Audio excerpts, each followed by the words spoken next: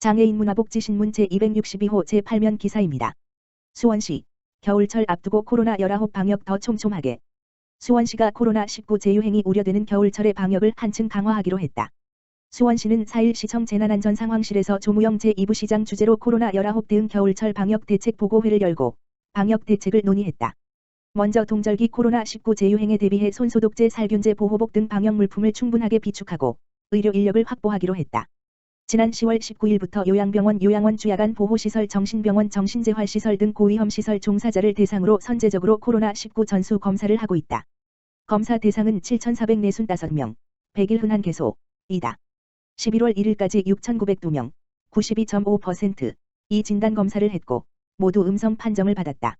전수검사는 11월 11일까지 진행한다. 11월 7일부터 사회적 거리두기 단계가 3단계에서 5단계로 개편된다.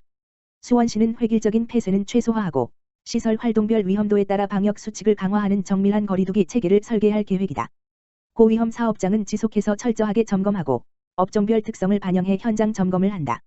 사회복지시설, 노인복지시설, 경로당 등은 수시로 안전점검을 하며 방역 조치를 강화하고 대학 수학능력시험 12월 3일 이후에는 노래연습장, PC방 등 시설을 대상으로 방역 수칙 점검을 강화할 계획이다. 11월 13일부터 마스크 착용 의무화 행정명령이 시행된다. 허가된 마스크를 올바르게 착용했는지 여부를 단속하고 행정명령을 이행하지 않은 사람에게는 과태료 10만 원을 부과한다.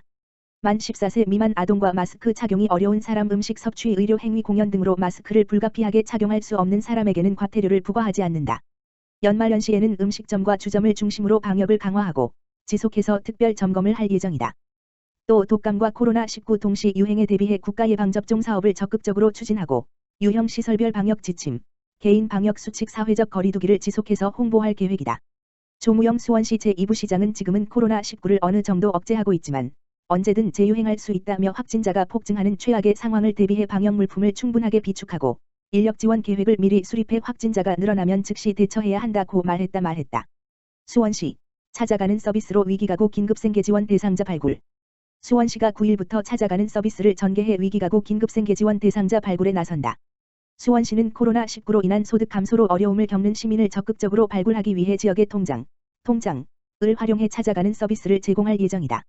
통장이 취약계층 밀집 지역을 찾아가 위기가구 긴급생계지원에 대한 정보를 접하지 못해 신청하지 못한 주민에게 사업을 안내한다.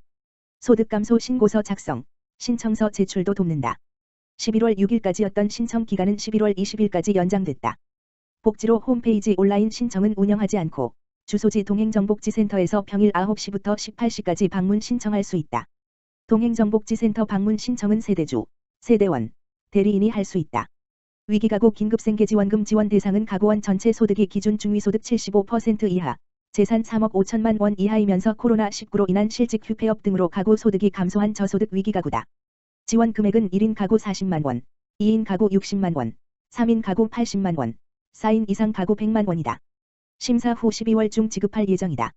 수원시 긴급재난지원금 TF 추진단 관계자는 찾아가는 서비스로 코로나19로 인해 어려움을 겪는 시민을 적극적으로 발굴할 것이라며 더 많은 시민이 신속하게 지원받을 수 있도록 최선을 다하겠다고 말했다. 수원시 긴급차량 우선 신호 시스템, 응급환자 이송 시간 절반으로 줄였다.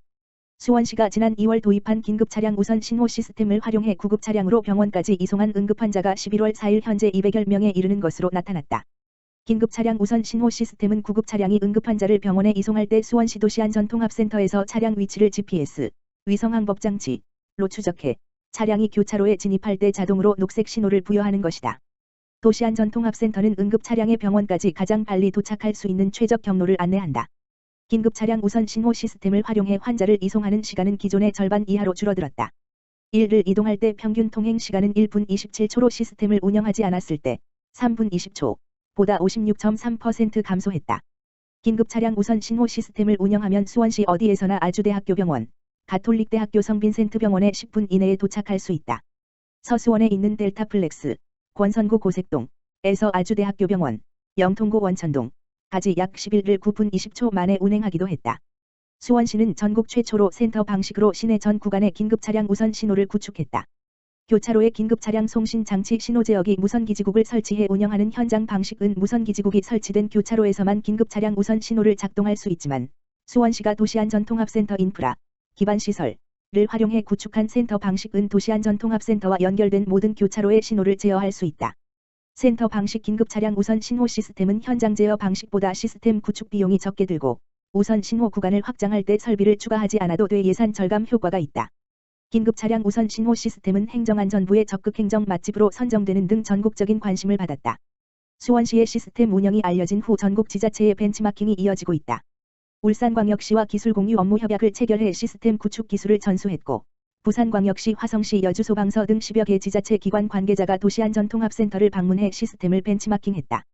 수원시는 긴급차량 우선 신호 시스템을 올해까지 시범 운영하고 시스템을 개선해 내년부터 본격적으로 운영할 예정이다.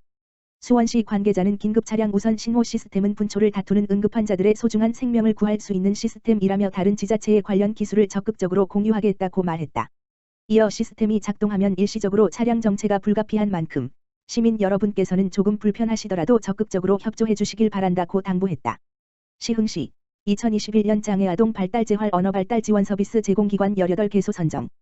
시흥시 시장 임병택는 발달재활 언어발달 지원 서비스 제공기관 지정 공모를 통해 최종 18개소를 선정했다고 3일 밝혔다. 대상 서비스는 18세 미만의 장애아동 또는 6세 미만의 비장애아동에게 재활치료를 하는 발달재활 서비스와 장애 부모의 만 12세 미만의 비장애 자녀에게 언어치료를 하는 언어발달 서비스가 있다. 두 서비스 모두 소득 기준에 따라 차등 지원이 되며 신청은 주소지 행정복지센터에서 신청할 수 있다. 선정된 18개소 제공기관은 2021년 1월 1일부터 2022년 12월 31일까지 시흥시 발달재활 및 언어발달 지원 서비스 제공기관으로 지정되어 운영될 예정이다. 심윤식 시흥시 장애인복지과장은 이번 지정을 통해 성장기 장애아동의 기능 향상과 행동 발달을 위한 질 높고 경제적으로 부담을 덜 수 있는 적절한 재활치료 서비스 제공이 이루어지길 바란다고 말했다. 시흥시 골목에서 복지 민원 접수 신속 해결. 대야 신천행정복지센터 센터장 고영승 가겨울철 취약계층 보호를 위해 발빠른 현장 행정을 펼치고 있다. 센터는 오는 12월 7일까지 그린시흥 3000 플러스 사인 희망 일자리 사업 인력 15명을 지원받아 긴급복지 수혜를 받은 가정과 작년도 겨울철 전기세 등 공과금 체납 가정을 대상으로 찾아가는 복지 민원 접수를 집중 운영하고 있다. 특히 대야 신천행정복지센터의 관할 지역뿐만 아니라 인접해 있는 은행동까지도 각 동주민센터와 함께 골목길 구석구석을 도보로 2인 1조로 이동하며 복지 민원을 현장에서 접수, SNS로 신속히 해결하고 있다. 현장에서 접수한 복지민원은 SNS를 통해 해당 동과 마을복지과 복지 담당자에게 동시에 전달한다. 이후 우선 전화로 해결 방안을 상담한다. 또한 거동이 불편한 장애인, 노인과 더불어 일가정 양립 근로자 등 관공서 방문이 어려운 복지 대상자에게는 2021년도 기초연금 지급 날짜, 양곡 신청 일시, 다양한 복지 서비스를 한눈에 볼 수 있도록 만든 복지 달력을 가정으로 배달할 계획이다. 고영승 대야행정복지센터장은 위기 상황에 처한 시민에게 보다 신속한 예산 집행과 개개인의 처한 사정과 마음을 이해하려는 공직자의 기본 자세를 가지고 주민이 몰라서 못 받는 일이 없도록 시민 섬김 행정을 펼칠 계획이라 밝혔다. 시흥시 신현동 따뜻한 겨울나기 사랑의 연탄 나눔 봉사로 온기 전달. 신현동 동장 윤혜숙에서는 지난 4일 연탄 보일러를 사용하는 취약계층 7세대의 연탄 3,500창, 6개월 사용량, 과백미 6포, 라면 1번지 박스를 전달했다. 이번 연탄 봉사는 저소득층 동절기 난방비 부담 경감과 코로나19 장기화로 인한 서민생활 안정 도모를 위해 13개 유관단체와 신현동 직원 1동이 참여한 가운데 진행됐다. 수혜 대상 세대의 첫 달은 연탄 100장 가구당으로 2월부터는 연탄 쿠폰으로 지원될 예정이다. 연탄 나눔 봉사에는 신현동 지역사회보장협의체, 주민자치회, 자원봉사자회, 통장협의회, 남녀새마을협의회, 자율방범대, 어머니방범대, 체육회, 주민자치회, 청소년지도자협의회, 바르게살기위원회, 주민참여예산, 적십자 등의 유관단체의 후원금 기부 참여를 시작으로 직원들까지 함께 힘을 보태 의미를 더했다. 올 들어 가장 추운 날씨였음에도 불구하고 봉사 참여자들은 각 세대에 직접 3,500장의 연탄을 배달했다. 오승석 위원장은 벌써 아침 저녁으로 추워져 난방이 필요한 계절이 됐다. 춥고 힘든 겨울을 보내고 있을 소외된 이웃들에게 봉사와 후원을 해주시는 신현동 유관단체 및 직원분들께 감사드린다며 앞으로도 신현동의 어려운 이웃들이 보다 따뜻한 겨울을 보낼 수 있도록 더불어 사는 신현동 만들기에 앞장서겠다고 말했다.